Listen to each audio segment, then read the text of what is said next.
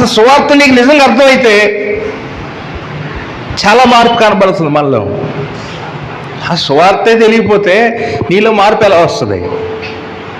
మనలో ముందు మార్పు రావాలి అంటే, విధేయత రావాలంటే మనం ఏది అర్థం చేసుకోవాలి?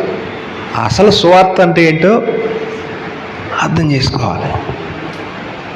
మన విశ్వాసం ఏంటి?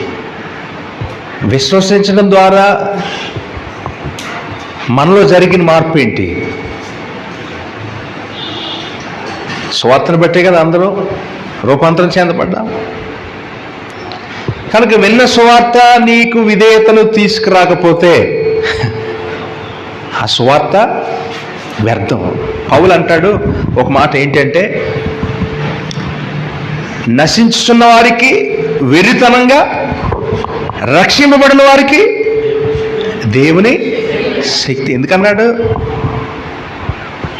ఎప్పుడు ఆలోచించారా? సువార్తను విన్న అన్యులకేమో ఇది వెర్రితనం, విశ్వసించి నమ్మిన వారికి ఇది గొప్ప శక్తి.